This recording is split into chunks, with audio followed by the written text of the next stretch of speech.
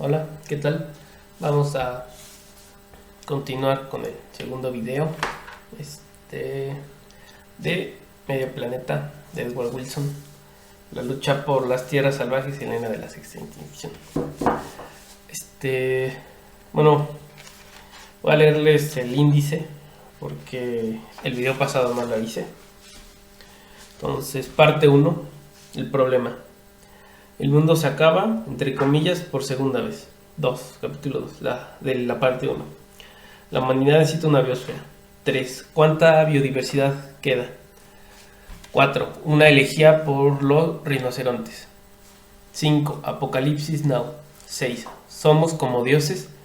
7. ¿Por qué se está acelerando la extinción? 8. La repercusión del cambio climático. Tierra, mar y aire. 9. La visión más peligrosa del mundo. Bueno, y de la parte 2 se titula El verdadero mundo, y los capítulos de la parte 2 es 1. La ciencia de la conservación. Las especies, entre comillas, Dios santo. Las redes desconocidas de la vida. El inigualable mundo acuático. 5. El imperio invisible. 6. Los mejores lugares de la biosfera. 7. Redefinir la historia. La parte 3, la solución, el despertar. 2, restauración. 3, medio planeta, cómo salvar la biosfera. 4, salir del atolladero. 5, qué debemos hacer. Y luego hay un apéndice, un glosario, los agradecimientos y las fuentes bibliográficas y las lecturas recomendadas. Bueno, yo voy a leerles ahora el capítulo 2 de la parte primera. O sea que me salté el capítulo 1. Bueno, este capítulo se llama La humanidad necesita una biosfera. La biosfera es el conjunto de todos los organismos del planeta en un momento dado. Ok, otra vez lo repito. La biosfera es el conjunto de todos los organismos del planeta en un momento dado.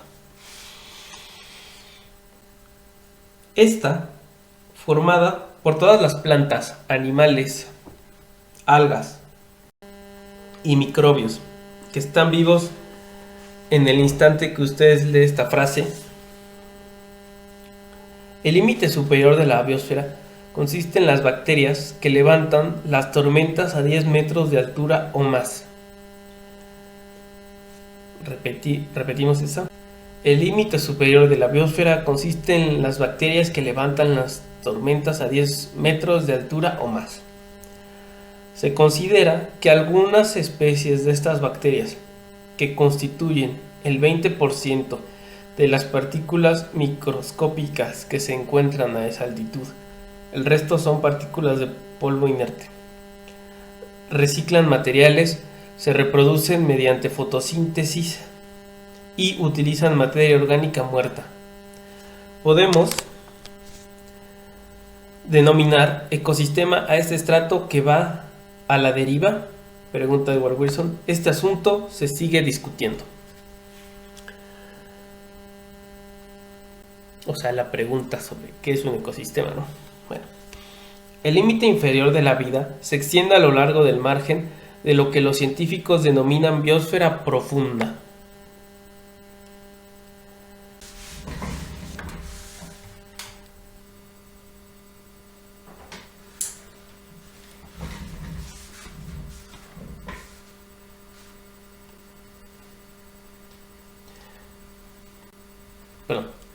Allí, a más de 3 kilómetros por debajo de la superficie de la tierra y del mar, las bacterias y los nematodos, o sea, las lombrices, sobreviven al intenso calor que asciende desde el magma terrestre. Las escasas especies residentes que los científicos han encontrado en ese estrato infernal viven de la energía y los materiales que extraen de las rocas que las rodean. La biosfera, comparada con la masa inmensa del planeta en su conjunto, es una lámina finísima de peso insignificante. Está dispuesta como una membrana sobre la superficie y resulta imposible detectar su espesor a simple vista desde un vehículo que orbite por fuera de la atmósfera. Como nos creemos los soberanos de la biosfera y su resultado supremo, consideramos que tenemos derecho a hacer lo que queramos con las demás formas de vida. Algo muy humano, ¿no? Aquí en la Tierra, nuestro nombre es poder. El desafío irónico que Dios lanzó a Job ya nos intimida. Entonces, citando a la Biblia, Wilson dice, la Biblia de Jerusalén de Job, ¿no? Has penetrado hasta las fuentes del mar, has circulado por el fondo del abismo. Se te han mostrado las puertas de la muerte. ¿Has visto las puertas del país de la sombra? Todas estas son preguntas. ¿Has calculado las anchuras de la tierra? Y ya, afirma. Cuenta si es que sabes todo esto. Y vuelve a preguntar. ¿Por dónde se va a la morada de la luz y las tinieblas? ¿Dónde tiene su sitio? ¿Quién abre un canal al aguacero? ¿A los giros de los truenos un camino? Voy a repetir esta última pregunta. ¿Quién abre un canal al aguacero? ¿A los giros de los truenos un camino? Bueno, ahí muy... una pregunta poética, ¿no? Es cierto que hemos hecho todo eso. Poco, más o menos. Los exploradores han descendido a la fosa de las marinas y allí, en lo más profundo del océano, han visto peces y han recogido microbios. También han viajado muy lejos del planeta, aunque no se han acercado a un dios que ahora está callado. Nuestros científicos e ingenieros han enviado vehículos y robots capaces de examinar al minuto otros planetas del sistema solar y los asteroides que pasan por él. Pronto tendremos la capacidad de llegar hasta otros sistemas estelares y los planetas que los rodean, afirma Wilson. Sin embargo, nuestro cuerpo, sigue siendo tan vulnerable como cuando evolucionamos hace millones de años. O sea que nuestra fisiología, nuestro cuerpo no ha cambiado mucho, no ha evolucionado en muchos años, ¿no? Aún somos organismos absolutamente dependientes de otros organismos. De ahí la importancia de la biosfera que ahorita va a hablar Wilson. La gente sobrevive sin la ayuda de artefactos solo en pequeñas porciones de la biosfera, e incluso en este caso de forma muy limitada. Vamos a leer eso otra vez. La gente sobrevive sin la ayuda de artefactos solo en pequeñas porciones de la biosfera, e incluso en este caso de forma muy limitada. Nuestra extrema fragilidad corpórea no presenta excepciones. Obedecemos a la regla de los tres, que emplean los militares, entre otros, en los entrenamientos para la supervivencia. Se puede vivir 3 minutos sin aire, 3 horas a la intemperie o sin la ropa adecuada en un frío extremo, o 3 días sin agua y 3 semanas sin comida. ¿Por qué los seres humanos somos tan débiles y dependientes?, pregunta Wilson. Por la misma razón por la que otras especies de la biosfera también lo son. Incluso los tigres y las ballenas requieren protección en determinados ecosistemas. Cada ser es delicado a su manera y está limitado por su propia versión de la regla de los tres. Por ejemplo, si se aumenta la acidez de un lago, algunas especies que viven en él desaparecerán, aunque no todas. Algunas de las supervivientes que dependían de las especies recién extinguidas porque eran su fuente de alimento o porque las protegían de los depredadores, también desaparecerán al cabo de un tiempo. El efecto en la población de este tipo de interacción, denominado por los científicos como regulación dependiente de la densidad, es una regla universal de todas las formas de vida. Esto ahorita va a quedar más claro, porque Wilson aquí pone un ejemplo. Un ejemplo clásico de la regulación dependiente de la densidad es el papel que los lobos han desempeñado para el crecimiento de los árboles. En el Parque Nacional de Yellowstone, la presencia de solo una pequeña manada de lobos reduce de forma drástica el número de alces en la zona. Un lobo puede consumir la mayor parte del cuerpo de un alce en una semana. Digiere una comida completa en pocas horas. mientras que un alce en el mismo periodo de tiempo es capaz de acabar con una gran cantidad de pimpollos de álamo. La simple presencia del mayor depredador canino es suficiente para espantar a los alces de los alrededores. Cuando los lobos están presentes, son pocos los álamos devorados por los alces, de modo que los bosques se espesan. Cuando los lobos desaparecen de la zona, los alces regresan y el crecimiento de los álamos cae en picado. En los Anglares del Parque Nacional de Sundarbans en India y en la Reserva Forestal de Sundarbans en Bangladesh, los tigres desempeñan ese mismo papel al cazar y mermar la población de ciervos, moteados, jabalíes y macacos, y también de humanos, por desgracia, dice Wilson, de manera que fomentan una fauna y flora más exuberante y diversa desde un punto de vista biológico. Bueno, continuando. La biodiversidad es un conjunto, forma un escudo protector para las especies que la componen, incluyéndonos a nosotros, o sea, los seres humanos. Pregunta Wilson, ¿qué sucedería si, además de las especies ya extinguidas por la actividad humana, desaparecieran, por ejemplo, un 10% de las restantes, o el 50% o el 90%? A medida que las especies desaparecen o disminuyen casi hasta la extinción, aumenta la tasa de extinción de las especies supervivientes.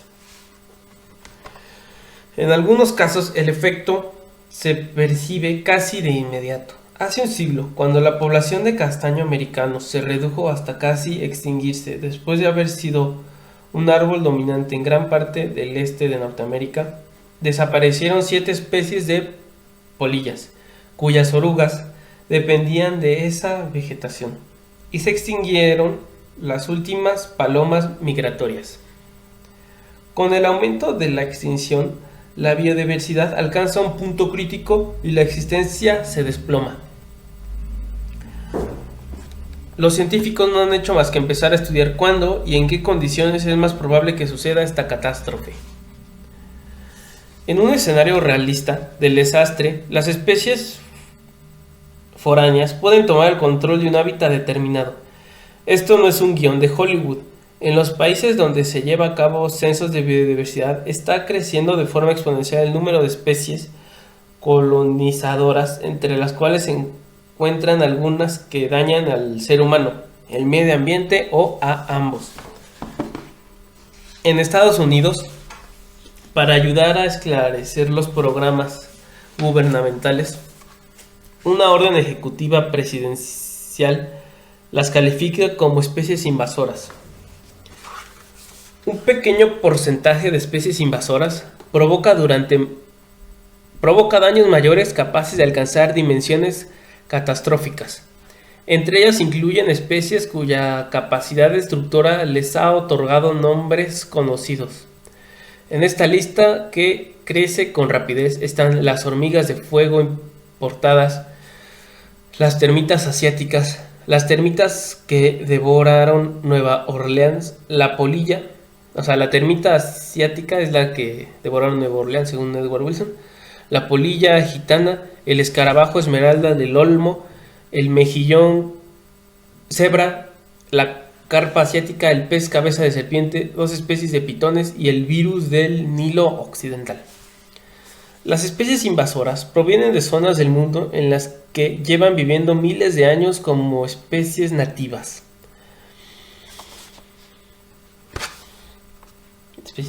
Actúan como depredadoras, presas y competidoras, y sus poblaciones se mantienen controladas. También sucede que los nuevos territorios, las especies invasoras, tienden a adaptarse de diversas maneras para vivir en praderas, riberas y otros hábitats apreciados por el ser humano. Las hormigas de fuego importada. La hormiga de fuego importada, una desgracia proveniente de Sudamérica, conocida por su dolorosa picadura, actúa como especie invasora en pastos, jardines privados y en los arcenes de las carreteras. En su área nativa, Sudamérica, es una dócil especialista en praderas y terrenos inundables. Una advertencia sobre esta especie. Las hormigas de fuego importadas han sido uno de mis temas favoritos de investigación en laboratorio, dice Edward Wilson. En una ocasión metí la mano un momento en un nido, como parte de una demostración filmada, y en cuestión de segundos recibí 54 picaduras de las enfurecidas hormigas obreras. Al cabo de 24 horas las picaduras se habían convertido en pústulas punzantes. Mi consejo, dice Wilson, nunca meta la mano en un nido de hormigas de fuego, ni, peor aún, se siente encima de uno. Dice Wilson, ¿no? Sí. En su estilo característico de escribir, tan ameno y simpático, ¿no? Otros invasores no viven en hábitats humanos, pero pueden resultar especialmente peligrosos para el medio ambiente. Voy a repetir. Otros invasores no viven en hábitats humanos, pero pueden resultar especialmente peligrosos para el medio ambiente. La hormiga de fuego o hormiga eléctrica, una especie más pequeña que la hormiga de fuego común, que también fue objeto de mi estudio, es originaria de la selva de Sudamérica. Es capaz de propagarse por los bosques tropicales de cualquier lugar, formando densas colonias que mutilan a casi todos los demás invertebrados que viven en la hojarasca y el suelo. Otro terrible destructor de hábitats es la serpiente arbórea marrón, que se introdujo por accidente en la isla de Guam a finales de los años 40 desde Nueva Guinea o desde la isla Salomón. Está especializada en alimentarse de pájaros de nido y exterminó hasta el último ejemplar de varias especies de pájaros cantores de Guam. Continuando. Todas las pruebas indican que es errónea la suposición, defendida por algunos autores, de que con el tiempo las especies invasoras se acomodan a las especies autóctonas formando nuevos ecosistemas estables. Y aquí es muy importante porque Wilson asegura, nada más lejos de la realidad. La única manera comprobada de detener la desestabilización del mundo viviente consiste en proteger las reservas de mayor tamaño y diversidad nativa que habita en su interior. Los seres humanos no están exentos de la ley férrea de la independencia de las especies. No nos han introducido como una especie invasora en un mundo étnico. Tampoco la providencia nos ha ordenado que dominemos ese mundo. Aquí una crítica a la humanidad, ¿no? La biosfera no nos pertenece. Somos nosotros quienes le pertenecemos a ella. Los organismos que nos rodean con esta profusión tan hermosa son el resultado de 3.800 millones de años de evolución por selección natural. Hemos llegado hasta aquí como una especie afortunada entre los primates del viejo mundo. Somos uno de sus resultados. Y en términos geológicos, todo esto ha sucedido en un abrir y cerrar de ojos. Nuestra fisiología y nuestra mente están adaptadas para la vida en la biosfera, a la que apenas hemos empezado a comprender. Y esto es muy recurrente, Wilson, ¿no? Que no conocemos bien la biodiversidad, ni el entorno, ni nuestros ecosistemas, y que por eso los explotamos, ¿no? De forma tan brutal. Ahora tenemos la posibilidad de proteger el resto de la vida, pero en cambio mantenemos una indolente tendencia a destruir y reemplazar una gran parte de ella. Bueno, hasta aquí el capítulo, muchas gracias. Seguiré subiendo videos sobre este libro, muy bueno y muy importante. Hasta luego.